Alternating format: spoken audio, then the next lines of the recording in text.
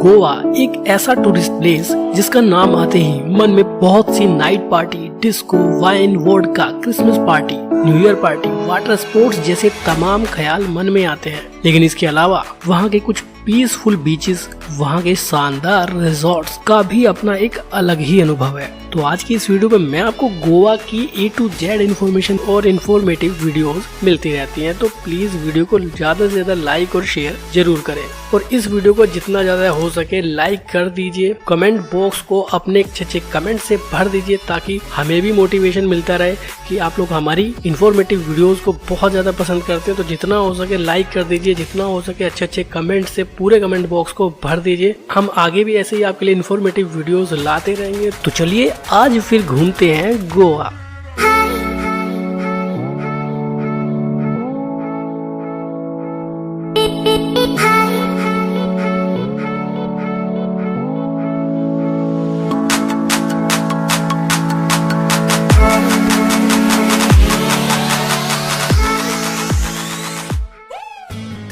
तो चलिए अब बात करते हैं कि गोवा कैसे पहुंचा जाए। अगर आप बाई फ्लाइट आना चाहते हैं तो वास्को डी गामा में एयरपोर्ट स्थित है। Main Vasco D gamma city की और एयरपोर्ट के बीच की दूरी 5 किलोमीटर है। गोवा एयरपोर्ट से बागा बीच की दूरी 42 किलोमीटर है। वहीं गोवा एयरपोर्ट से पणजिम की बीच की दूरी 28 किलोमीटर है। अगर आप बाई ट्रेन आना चाहते हैं तो 3 अलग अलग रेलवे स्टेशन मौजूद है गोवा के अंदर, जो मेजर रेलवे स्टेशन है। पहला है थिविम, दूसरा वास्को डी गामा और तीसरा मडगांव। अगर आप नॉर्थ गोवा को एक्सप्लोर करना चाहते हैं तो थिविम बेस्ट रेलवे स्टेशन है, आपको टिकट थिविम तक ही बुक करना होगा। अगर आप साउथ गोवा को एक्सप्लोर करना चाहते हैं तो आप मडगांव तक अपना टिकट रिजर्व करवा सकते हैं। अगर आप सेंट्रल गोवा में आना चाहते हैं तो Vasco D gamma best option है मेरे हिसाब से। अगर आप पूरे गोवा को भी एक्सप्लोर करना चाहते हैं या सिर्फ नॉर्थ गोवा को एक्सप्लोर करना चाहते हैं तो भी थिविम रेलवे स्टेशन ज्यादा बेस्ट रहेगा। थिविम रेलवे स्टेशन से बागा बीच के बीच की दूरी 19.5 किलोमीटर है। थिविम रेलवे स्टेशन से पणजिम के बीच की दूरी करीब 25 किलोमीटर है। अगर आप थिविम रेलवे स्टेशन से बागा बीच आना चाहते हैं तो टैक्सी वाले चार्ज करेंगे 1200 से 1400 रुपए। बट अगर आप कम बजट में आना चाहते हैं तो बस भी वहाँ से ले सकते हैं। 500 से 700 मीटर की दूरी पर बस स्टैंड मौजूद है। वहाँ से आप 30 से 40 रुपए खर्च करने के बाद 2 अलग अलग बसेस में बागा बीच तक पहुँच जाएंगे। लेकिन मेरा मानना है कि आपको पणजिम आना चाहिए और पणजिम में ही रूम स्टे करना चाहिए। इसका क्या फायदा होगा वो मैं आगे आपको इस वीडियो में बताने वाला हूँ। इसके अलावा अगर आप महाराष्ट्र या कर्नाटक से बिलोंग करते हैं तो आप अपनी पर्सनल कार, बाइक या रेंटेड टैक्सी लेकर भी आ सकते हैं। अगर आप 1 नाइट ट्रैवल करके गोवा पहुंच सकते हैं तो बस से आना भी सही होगा। इससे ज्यादा लंबे समय तक बस में ट्रैवल करने के लिए मैं आपको सजेस्ट नहीं करूंगा। आप फ्लाइट या रेलवे को ही चूज करें। गोवा तो पहुंच चुके हैं, गोवा में स्टे करने के बारे में डिस्कस कर लेते हैं। जैसा कि मैं आपको बता चुका हूं कि आपको पणजी आकर ही स्टे करना चाहिए, तो उसके क्या क्या फायदे होंगे वो मैं आपको लगातार बताता रहूंगा। अगर आप पणजी में स्टे करते हैं तो पणजी में जो रूम की स्टार्टिंग है वो 600 से स्टार्ट हो जाते हैं, जो मैक्सिमम तक चले जाते हैं। ऑनलाइन भी आप इन रूम्स को बुक कर सकते हैं। अगर आप 2 या 3 लोग साथ में हैं तो आप होटल में रूम ले सकते हैं। बट अगर आप सोलो आते हैं तो आपको वहाँ हॉस्टल की फैसिलिटी भी मिल जाएगी, जहाँ पर 250 से 300 रुपए पर बेड के टैरिफ में आप हॉस्टल में स्टे कर सकते हैं, जो नॉर्थ गोवा और साउथ गोवा दोनों ही जगह स्थित है। और बीच से दूरी भी इनकी बहुत ज्यादा नहीं होती है। यहाँ आपको पार्किंग, फूड फैसिलिटी, बहुत सी अलग अलग फैसिलिटीज देखने के लिए मिल जाएगी। इसके अलावा गोवा में महंगे रिजॉर्ट्स भी अवेलेबल हैं, जिनके टैरिफ 2000 से 20,000 या 25,000 तक भी हो सकते हैं। जो आपको सही लगे आप उसको ऑनलाइन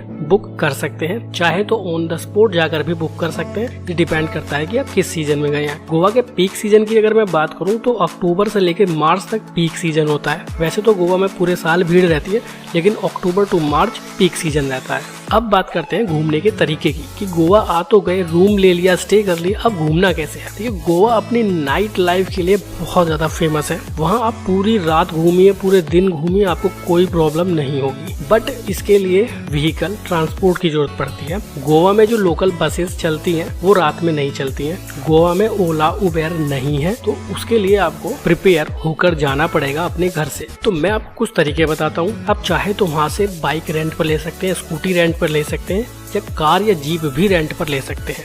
रेंट की अगर मैं बात करूँ तो स्कूटी का पर डे रेंट 300 से 350 रुपए रहता है। इसके अलावा आपको पेट्रोल एक्स्ट्रा डलाना पड़ेगा और आप पूरे गोवा में कहीं भी घूम सकते हैं। अगर आप कार रेंट पर लेना चाहते हैं तो 1200 रुपए से 1500 रुपए की टैरिफ में आपको पर डे पर कार भी रेंट पर मिल जाएगी। तो आपको पर्सनल कार कहीं से लाने की जरूरत नहीं है, आप चाहे तो वहीं से रेंट पर लीजिए और पूरे गोवा को एंजॉय कीजिए। दूसरा ऑप्शन है आप गोवा की पब्लिक ट्रांसपोर्ट को यूज कीजिए, लेकिन रात में आपको ये नहीं मिलने वाला है, ये सुविधा आपको दिन में ही मिल पाएगी। तीसरा ऑप्शन है आप गोवा की जो साइट सीइंग बसेस है वो यूज कर सकते हैं। ये जो बसेस है ये पर्टिकुलर पूरे गोवा को ध्यान में रखते हुए, टूरिस्ट को ध्यान में रखते हुए बनाई गई है। ये गोवा की आपको कुछ स्पेशल साइट्स विजिट कराते हैं। इनका अलग अलग टैरिफ रहता है, नॉर्थ गोवा के लिए अलग, साउथ गोवा के लिए अलग, या पूरा गोवा अगर आप घूमना चाहते हैं इन बसेस से तो वो भी आप घूम सकते हैं। 400 रुपए के टैरिफ में वो एक प्लान देते हैं जिसमें वागटोर बीच, अंजुना बीच, बागा बीच, कॉलनगढ़ बीच, सिंक्वेरियम बीच, फोर्ट अगोडा जैसी पॉपुलर साइट्स कवर करते हैं। इसके अलावा 400 रुपए का एक दूसरा टैरिफ है जिसमें वो old Goa museum, Mangeshi temple, Panjim church, Goa science centre, Dona Paula beach, Miramar beach, Kala academy, Bhagwan Mahavir Bal Vihar garden, casino point, river cruise point, ऐसे बहुत से अलग अलग साइट्स को वो कवर करते हैं। जो प्लान आपको ज्यादा बेस्ट लगे आप उसे बुक कर सकते हैं। बुकिंग ऑनलाइन और ऑफलाइन दोनों तरीके से की जा सकती है। ऑफलाइन आप पणजी में स्थित इनके ऑफिस से कर सकते हैं। 300 से 600 रुपए का टैरिफ रहता है इनका, कभी कभी 1 डे और कभी कभी 2 दिन का, आपकी चॉइस पर निर्भर करता है आप किस प्लान को बुक करते हैं। तो ये पूरा हेडेक उनका होता है, अलग अलग इनके बोर्डिंग और ड्रॉपिंग पॉइंट होते हैं, वहां से आपको लेंगे, पूरा गोवा घुमाएंगे, शाम को आपको ड्रॉप करेंगे। तो ये एक सबसे बेस्ट ऑप्शन रहता है अगर आप पहली बार गोवा आते हैं फैमिली के साथ या फ्रेंड्स के ग्रुप में। तीनों ऑप्शन मैंने बता दिए आपको गोवा घूमने के। स्टे करने के लिए मैं आपको बोल रहा था कि पणजी में स्टे करने का क्या फायदा है। देखिए, अगर आप बाय फ्लाइट या बाय ट्रेन या बाय बस जैसे भी आते हैं, पणजी गोवा की राजधानी है, वहाँ स्टे करने के फायदे बहुत सारे हैं। वहाँ आपको सारी फैसिलिटी मिल जाएंगी, फूड से रिलेटेड, अकोमोडेशन से रिलेटेड या किसी भी तरह की शॉपिंग से रिलेटेड, सबसे पहली बात। दूसरी बात, यहाँ से जब आप कार, बाइक या स्कूटी जो भी रेंट पे लेंगे उससे आपको बेहद फायदा होगा। पूरा गोवा घूमने के बाद आप पणजी में वापस उसको ड्रॉप कर देंगे और पणजी में एक ऐसा जगह है जहाँ से आप चाहे तो एयरपोर्ट और चाहे तो किसी भी रेलवे स्टेशन पर बहुत आसानी से जा सकते हैं। बहुत आसानी से वहाँ पर आपको ट्रांसपोर्ट मिल जाएगा। बट इसके अलावा अगर आप किसी बीच के आसपास से स्कूटी या बाइक हायर करते हैं तो वहाँ से वापस आपको रेलवे स्टेशन या एयरपोर्ट जाने के समय में काफी दिक्कत हो सकती है। तो ये खास फायदा होता है पणजी में स्टे करने पर। अब बात करते हैं कि क्या क्या एडवेंचर हम कर सकते हैं गोवा आने के बाद। गोवा में, नॉर्थ गोवा में अगर आप मौजूद हैं तो वहाँ पर आप बागा बीच पर बहुत सारी एडवेंचर एक्टिविटी कर सकते हैं। वाटर स्पोर्ट्स आप कर सकते हैं, वहाँ पर कॉम्बो प्राइस चलते हैं, करीब 5 से 6 वाटर स्पोर्ट्स वो आपको कराएंगे, जिसका चार्जेस 1500 से 2000 के अराउंड रहता है। पर्टिकुलर सिंगल एक इंडिविजुअल एक्टिविटी का भी अलग अलग चार्ज रहता है, जैसे बनाना राइड कर सकते हैं, पैरासेलिंग कर सकते हैं, जेट स्की कर सकते हैं। इसके अलावा आप स्कूबा डाइविंग भी वहाँ एंजॉय कर सकते हैं, जिनके टैरिफ बदलते रहते हैं सीजन के अकॉर्डिंग। ये सारे एडवेंचर आपको नॉर्थ गोवा में बहुत ज्यादा देखने के लिए मिलेंगे। पूरे गोवा की अगर मैं बात करूँ तो पूरे गोवा में करीब 32 से 35 फेमस बीच अवेलेबल है और नॉर्थ गोवा के स्टार्टिंग पॉइंट से साउथ गोवा के एंड पॉइंट तक का बीच की दूरी करीब 120 किलोमीटर है। इस 120 किलोमीटर के दायरे में ही आपको इंजॉय करना है। तो आप मान के चल सकते हैं कि अगर आप पर डे 30 किलोमीटर ट्रेवल कर लेते हैं तो 4 से 5 दिन में आप पूरे गोवा को बहुत आसानी से एक्सप्लोर कर लेंगे और बहुत अच्छे से इंजॉय भी कर पाएंगे। तो ये हो जाता है टाइम ड्यूरेशन। अगर आप पूरे गोवा को एक्सप्लोर करना चाहते हैं तो 4 से 5 दिन वहाँ सफिशिएंट है। अगर आप नॉर्थ गोवा को एंजॉय करना चाहते हैं तो 2 से 3 दिन बहुत है,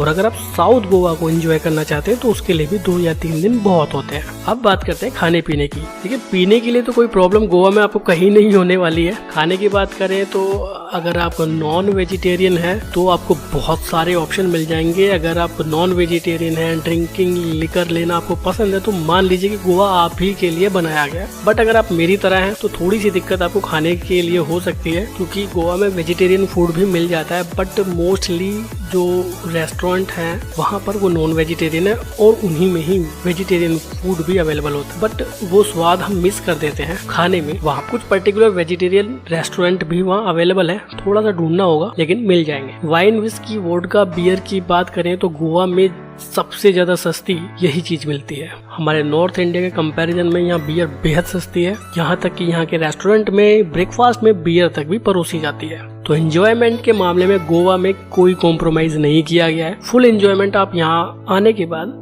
कर सकते हैं। अगर आप कसिनो जाना चाहते हैं तो कसिनो का टैरिफ रहता है करीब 1500 से 2000 के आसपास। उसमें आपको वो क्रूज पर लेकर जाते हैं, फूड की फैसिलिटी भी वही प्रोवाइड करते हैं उसी टैरिफ में। कुछ अच्छे डांसिंग शो वगैरह भी आपको वहाँ देखने के लिए मिलने वाले हैं। कुछ कूपन्स आपको दिए जाएंगे जिससे आप अपना लक भी आजमा सकते हैं कसिनो में। नॉर्थ गोवा में जब आप घूम रहे होंगे तो एक बीच से दूसरे बीच की दूरी बहुत ज्यादा नहीं है, 1 किलोमीटर, आधा किलोमीटर या 1.5 किलोमीटर मैक्सिमम इतना ही रहती है। और सभी बीच आपस में जिस रोड से कनेक्टेड है वो पूरा रोड बेसिकली मार्केट जैसा है, लोकल मार्केट जैसा है। आप वहाँ भी अच्छे से एंजॉय कर सकते हैं, शॉपिंग कर सकते हैं। बहुत ज्यादा एक्सपेंसिव वो मार्केट नहीं है। और शाम होते होते मार्केट में रौनक अचानक बहुत तेजी से बढ़ने लगती है, क्योंकि नॉर्थ गोवा फेमस है अपनी नाइट पार्टीज के लिए, अपनी बीच पार्टीज के लिए। गोवा आने के बाद बेसिकली नॉर्थ गोवा में बहुत सारी बीच पार्टीज ऐसी होती हैं जहाँ फ्री में डांस कर सकते हैं, डीजे चलते रहते हैं, डांस चलता रहता है। उसके लिए आपको कुछ एक्स्ट्रा पे करने की जरूरत नहीं है, आप फ्री में वहाँ एंजॉय कर सकते हैं, डांस कर सकते हैं। इसके अलावा कुछ डिस्को भी वहाँ अवेलेबल है, जहाँ पर कुछ डिस्कोज में गर्ल्स की एंट्री फ्री होती है, फ्री ड्रिंक वहाँ उन लड़कियों को परोसी जाती है। कपल एंट्री फीस रहती है 1500 से 2000 के समथिंग। कुछ डिस्को ऐसे भी हैं जहाँ 1200-1400 में एंट्री मिल जाती है और गर्ल्स की एंट्री फ्री होती है। नाइट में आप उनको एंजॉय कर सकते हैं। रात को 9-10 बजे से शुरू होने के बाद सुबह मॉर्निंग तक चलते रहने, कोई भी प्रॉब्लम आप वहाँ फेस नहीं करेंगे। एक सवाल उठ रहा था, मेरे से पूछा भी गया था कि जब हम बाइक या स्कूटी वहाँ रेंट पर लेते हैं तो क्या वहाँ का लोकल प्रशासन, पुलिस वाले परेशान करते हैं? ऐसा कुछ नहीं होता है। वो जो बाइक या टैक्सी, जो भी आप बाइक या कार जो भी आप रेंट पर लेते हैं वो फुली परमिट उनका वहाँ होता है। बस आपके पास आपका ड्राइविंग लाइसेंस होना चाहिए, आपको किसी भी तरह की कोई दिक्कत नहीं होगी। नाइट पार्टी करते वक्त भी आप परेशान होने की जरूरत नहीं है।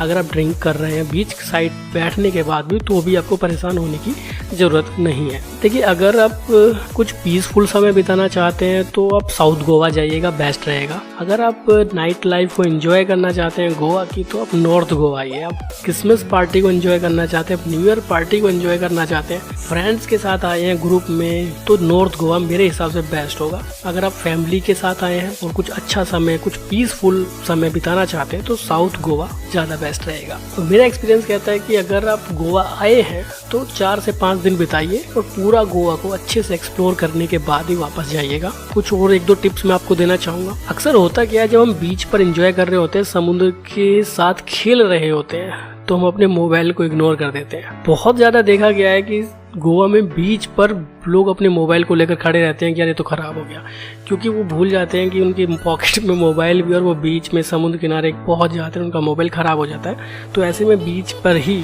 मोस्टली सभी बीचेस पर मोबाइल वाटरप्रूफ कवर मिलते हैं, 150 रुपए के समथिंग वो दिया जाता है, आप उसको जरूर ले लें। गोवा की नाइट लाइफ पूरी तरह से सेफ है, किसी भी तरह के डरने वाली वहाँ आपको जरूरत नहीं है। पूरी रात गोवा।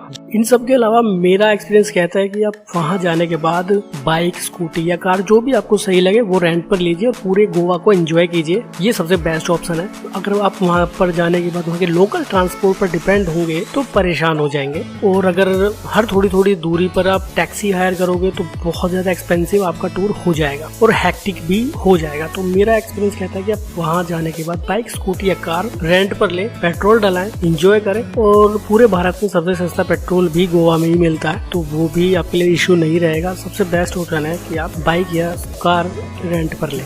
खाने पीने के बारे में आपको बता ही चुका हूँ कि अगर आप नॉन वेजिटेरियन हैं, ड्रिंकिंग पसंद करते हैं तो बेस्ट है गोवा आपके लिए। पीने की तो कोई टेंशन है ही नहीं गोवा के अंदर, और खाने के लिए भी बहुत सारे अलग अलग ऑप्शन आपको सभी बीच पर, सभी शहरों में देखने के लिए मिल जाएगा। अगर आप मेरी बताई गई इन बातों को फॉलो करते हैं, इंस्ट्रक्शंस को यूज करते हैं, तो आपका गोवा का टूर बहुत ज्यादा एक्सपेंसिव नहीं रहेगा। बहुत कम बजट में, बहुत लो बजट में आप पूरे गोवा को एंजॉय करके आ जाएंगे और आकर मुझे बोलेंगे कि यार वाकई में बहुत कम बजट में पूरा गोवा घूम आए और हमें किसी भी तरह की प्रॉब्लम ही नहीं हुई। तो यही बेस्ट तरीका है गोवा को एंजॉय करने का। इसके अलावा कोई डाउट है, कोई सवाल है तो कमेंट बॉक्स में डाल दीजिए, पूछ सकते। वीडियो लगातार आपके लिए लाते रहेंगे। बहुत बहुत धन्यवाद।